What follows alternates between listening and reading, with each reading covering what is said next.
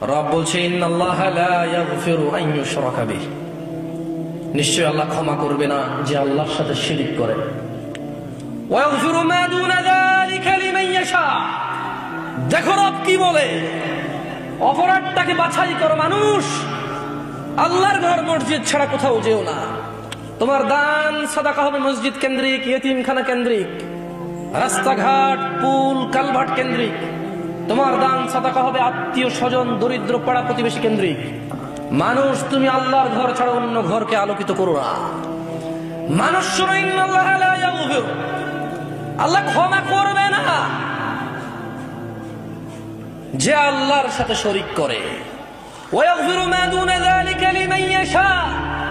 তোমাকে একটা প্রশ্ন করে দেখো তো, বের করো এই কথার মধ্যে কোনো অপরাধকে নিয়ে আসা যায় কিনা। আল্লাহ বলছে যে ওয়া ইয়াগফির, আর আল্লাহ ক্ষমা করে দেবে মা দুনা যালিকা লিমান ইয়াশা, যা খুশি আল্লাহ ক্ষমা করে দেবে, যা খুশি। এবার বলো শিরক ছাড়া আরেকটা অপরাধ বলো যে অপরাধ আল্লাহ বলছে ক্ষমা করবে না আল্লাহ ইচ্ছা করলে, বলো। নাই, কি নাই। আল্লাহ বলছে ওয়াগফিরু মা দুনা যালিকা লিমান ইয়াশা, লিমান ইয়াশা, যা খুশি যাকে খুশি। তবে আল্লাহর ইচ্ছা, আমি আর তুমি তো জানি না যে ক্ষমা করে দেবে।